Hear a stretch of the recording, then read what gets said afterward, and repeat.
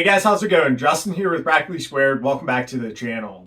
So I grew up pretty much a lifelong southwestern Pennsylvania deer hunter. I am from a family that has a couple of farms in our family, and I grew up hunting wide open fields, shooting white-tailed deer here outside of Pittsburgh area, right? So one of the big things that I was kind of astonished by, even as a young kid, was that we'll sit there and we'll shoot at 100 yards and we'll sight in our rifles and we'll shoot teeny tiny little groups. But whenever a deer would come out at a couple hundred yards, the age-old kind of wise tale was just aim over its back and you're going to hit it. And in a lot of cases, you could be really successful with that theory, but it never really set well with me. I mean, I was successful with it a good bit of times, but there would come a time where, you would hit an animal and you would have to track it a little further than you liked. I was kind of confused that our rifles shoot, little groups at 100 yards, but we have no exact idea. We're just kind of guessing and launching bullets, and that just never really sat well with me. So I always wanted to learn the art of long range shooting. I always wanted to get good at it. I always wanted to explore it. And PRS competition is something that I was really excited about for a long time, and I'm really excited that I got into it because I feel like I've got more out of PRS than I ever imagined I would get out of it. And in today's video, I want to talk about 10 things that I've learned in PRS that are directly going to cross over to hunting and make you a better hunter, and 10 reasons why, if you get into PRS, it's going to make you a better hunter. So one thing I want to say before we get started is obviously this is all going to be kind of opinion based and it's meant to kind of spark a discussion. So I'd love to hear your thoughts down in the comment section below. Also, this list isn't in any particular order. I'm just kind of going to go over the things as I see a need to. So the first thing I want to start off talking about is target acquisition. So most shooters, whenever they go out to their first PRS match, myself included, the biggest thing that you're going to struggle with is finding targets. Most PRS shooters are going to run a magnification of probably 12 on the low end. You'll see some guys max out their scope at 25 or 35, but most people are probably in that 15 to 22 range is what I'd say 95% of shooters out there are going to be running their scope at. And we're shooting at targets from 300 all the way out to 1200 yards. So it's amazing that guys can run that high of magnification and still find some of these tiny targets. Some of them could be hidden, some of them could be in a shadow, some of them, there could be 6 targets in one little cluster of area, and you got to pick out that exact one to shoot at. And that's something that as you start shooting matches and as you start practicing, you're going to get a lot better at target acquisition, and I can't see it not helping you in the hunting world. A lot of hunters think they need a 3 to 9 or an extremely low power scope on the low end.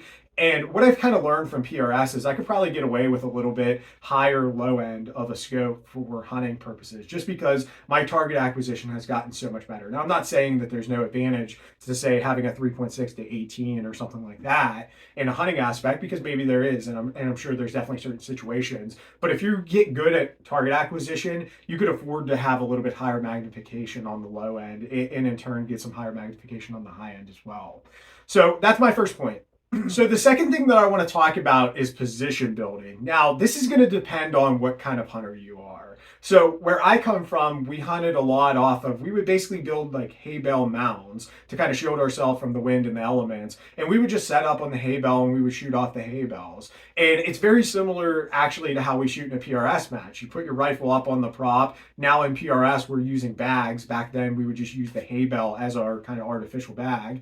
But we would shoot off of props like that. And whenever you go out to a PRS match and you learn the advantages of proper natural point of aim and getting right behind the rifle and building a good position and maybe shortening up your length of pull so that way you could square yourself up to it, whenever you start learning to catch the rifle and not try to overdrive the rifle, those are a lot of things that are going to help you in the hunting world. If you could get your rifle set up properly and build a good position, it's going to help you if you're the style shooter that's shooting off of props in a hunting situation. So the next thing I want to talk about is going to be wind reading. And wind reading isn't the biggest deal whenever it comes to hunting, if I'm being completely honest, because you're shooting at a generous target, right? But you've heard the phrase aim small, miss small. And that's something that I feel that you should definitely take into consideration. We want to try to place a really good, well-placed shot. And whenever I grew up hunting and it was the age-old, aim further over its back, the further it is away, we didn't factor in wind at all. We also didn't factor in rifle cant or how level your rifle is. So if you're holding over, but you're canted like shit, you're going to miss the target, right? And if you're not factoring in wind and you're in a 10 to 15 mile an hour crosswind and you hold straight up, you're probably going to miss or wound the animal as well. Deer are a wide target, but if you want to place a good center mass, a heart lung shot style deal, then you're going to need to factor in these things. And wind reading is something that you don't necessarily have to be an expert at to kill a deer, but if you get good at it, it's only going to make you a better hunter.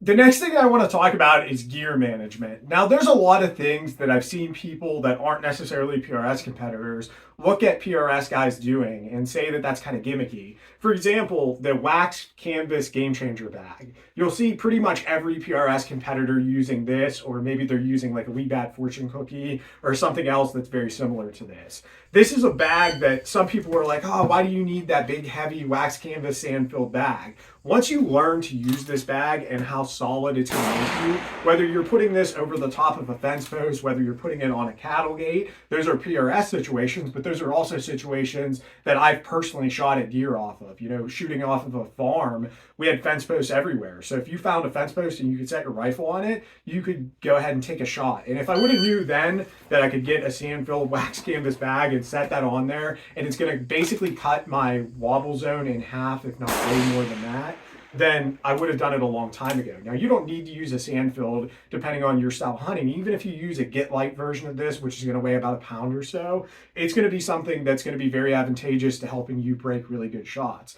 Another aspect of gear management that's going to help you a lot from a PRS situation to a hunting situation is just learning about stuff like we talked about, shortening your length of pull and getting more square in relation to the rifle. Also becoming familiar with a bipod in some different instances where maybe you wouldn't have thought to use a bipod, but now that you've shot some matches and shot off some different props, you realize, you know, hey, I could use a bipod in the front and a tack table in the rear, and it could make you, you know, break really good shots. If you could shoot, you know, a 1 to 1.5 MOA target at 700-800 yards and smoke it in a PRS match under the stress of a timer and a clock and the match and everything, then you could definitely hit the vital zone of a deer if you do everything right as well. So there's a lot of things that you're going to learn about gear management in relation to PRS that are going to cross right over to hunting. And one thing I should talk about before we go on to the next topic as well is just different climates, right? So you're going to shoot PRS matches depending on what you decide to do. There's matches that are, you know, in February in Indiana called the MDT Frostbite match, where it's freezing cold,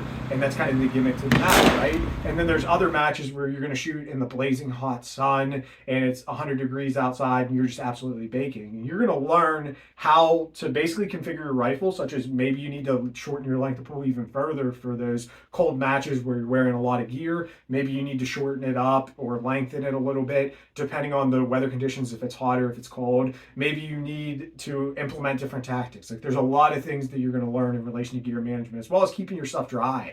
That's a big thing in PRS, you know, keeping your game changer dry, keeping your rifle dry, keeping fog off your scope caps or your scope, or keeping water off your scope, using scope caps, different stuff like that. So there's a lot of gear management stuff that as you get out into a PRS match and you experience different matches and you experience different call it hiccups or issues or difficulties, you're going to learn from those mistakes, and it's only going to make you a better hunter. So the next thing I want to get into, and this is a big one, is the fundamentals of marksmanship. So everybody's going to describe the fundamentals of marksmanship a little bit different, but I recently took Andy Slade's class, and he really kind of phrases this in a good way. He has an acronym, and it's BRASS TF. And it stands for breathing, relaxation, sight alignment, sight picture, trigger control, and follow through. And if you follow all those, it's going to make you a way better marksman.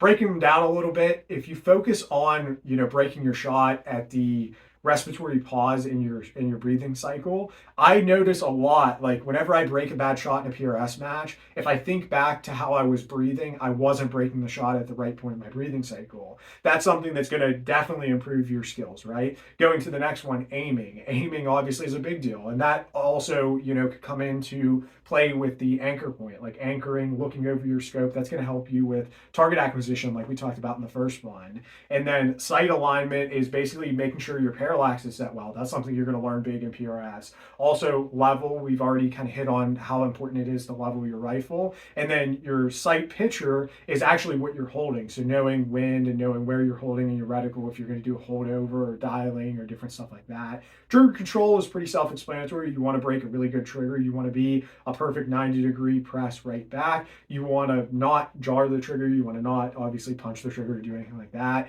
And then follow through is something that's very important important too. I feel like a lot of people struggle with follow through. If you see a newer PRS shooter, somebody that's shooting their first couple matches, you'll see them break that trigger and immediately like flick the booger right forward. You want to kind of hold that trigger back. You want to spot your shot, measure it if you need to measure it, and then run that bolt and get on to your next shot or move position or whatever you need to do. And the fundamentals of marksmanship are really big in pretty much everything. Andy really preaches, if you ever get bored in your training regimen and don't know what to train, go back to the fundamentals. You could always work on the fundamentals of marksmanship, and that's something that no matter really what competition you do, they're going to make you a better shooter. The next thing I want to take a minute to talk about is going to be reloading tips. So something that I've seen a lot of people, myself included, do is as you start shooting matches, you're going to reload a higher volume of rounds. And as you do that, you're going to learn different tips and different tricks and different processes that help you and different processes that don't do much. And it's going to refine your reloading process. If you want to go out and you want to shoot matches and you're going to have to reload a lot,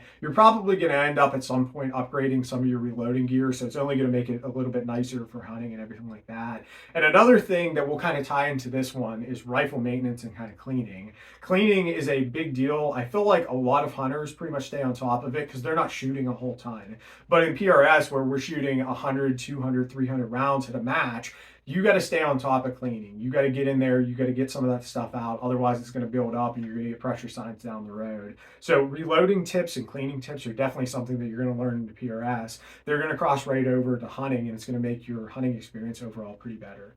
The next thing I want to talk about is going to be instincts. So instincts are something that kind of tie into a lot of the things that we talked about. But say you're in a hunting situation and say you're just visualizing where your animal's going to come out at, and you're looking down range and say you have an idea, hey, I got a 3 to 4 mile an hour wind coming from my 3 o'clock. So you're kind of looking at that. Say a deer pops out and all of a sudden that wind changes. That's something that from PRS, once you start getting good, this is getting down the road of getting some experience and shooting a good bit of matches, you're going to start to instinctually start to pick up that stuff, where a lot of other people, they're going to be so focused on the target or so focused on the animal that they're not going to pick up on a wind change or something like that. So those are instincts that you're definitely going to learn as you get more experience in precision rifle shooting that are going to help you immensely in the hunting world. The next thing I want to talk about is going to be weather preparedness. So weather preparedness, we've kind of hit on some of these things as we went, but obviously if you're wearing a ton of gear and you're hunting in December and it's super cold and your rifle was set up, at 100-degree sunny summer day, it's probably not going to be set up good for you whenever you're wearing all those clothes. So weather preparedness is something that PRS is going to alert you to. We also talked about, rain management and different stuff like that. And I don't want to necessarily rehash it, but weather preparedness is definitely something that you're going to learn from a competition world that'll cross right over into hunting. Now we got 2 more, so let's get into those. So the next one I want to talk about is going to be increased range, and we'll also end with increased lethality because they kind of go hand in hand. So I like to use the analogy of archery. So I remember being a little kid and shooting my bow at like 15, 20, 30 yards, whatever. And I remember the first time that me and my buddies started practicing at like 50 and 75 yards. And it was hard at first to hit those 50 and 75 yard shots with a bow. But after you start getting comfortable and you start getting better and you start improving your fundamentals of marksmanship and follow through and all that stuff with your bow, you come back to those close shots and they are so much easier. So just because in PRS we shoot 300 to 1200 yards doesn't mean that you have to take a shot at 1200 yards on a deer. But what it's going to allow you is whenever that deer comes in at 300 yards, you know without a shadow of a doubt that you're going to smoke it. You're going to kill it ethically. You're going to kill it humanely. And you're going to basically treat the animal with the respect that I feel it kind of deserves. So that's something that as you shoot matches and as you stretch your distance, you're going to make your short range distance way, way better. And that's the biggest aspect of PRS that I feel that's going to help you become a better hunter. It's going to increase your range. Even if you're the hunter that hunts in the woods with a 30-30 and only shoots 100 yards, you can't help but get better by getting better at your fundamentals of marksmanship, getting better at all the different aspects that we talked about in today's video. So I feel like, if you guys are interested in PRS or anything like that, definitely hit me up and I'll give you some tips or link you up with some people that might be in your area. If I don't know of anybody, I'll talk to some people and I'll figure some stuff out, but we'll get you spun up and get you ready to go. But there's a lot of reasons why getting out and shooting a competition is going to make you overall a better marksman. Whether you want to do PRS or whether you want to do 3-gun, I think any sort of competitive shooting situation. It's going to stress you in a way that you've probably never been stressed before in a shooting situation. And it's going to make you better, whether you're hunting or whether you want to be a prepared, shit hit the fan style guy. You want to be prepared for anything. Getting out there in a competition world where you're under a little bit of stress and you're under the time crunch, you're under all that stuff, it's going to improve your skill set immensely. So I hope you guys learned something from today's video. If you guys want to let me know what your key takeaways from today's video were, I'd love to hear them down in the comment section below. My channel has never been funded by anybody. I make these videos purely for your entertainment and educational purposes. So all the support that you guys give me, it encourages me to make more videos. So if you have a minute and you enjoyed today's video and you hung around this long, definitely give the video a like. Hit subscribe if you haven't already subscribed. I have an Instagram page set up. I post a lot of stuff. I try to stay up to date over there. So head over to Instagram. It's at Practically Squared on Instagram. And anyways, guys, thanks for all the support. Thanks for all the encouragement. Thanks for all the stuff. And I hope I helped you guys out a little bit today, and I hope you guys learned something. As always, remember to train hard, shoot fast, and most importantly, be safe. God bless.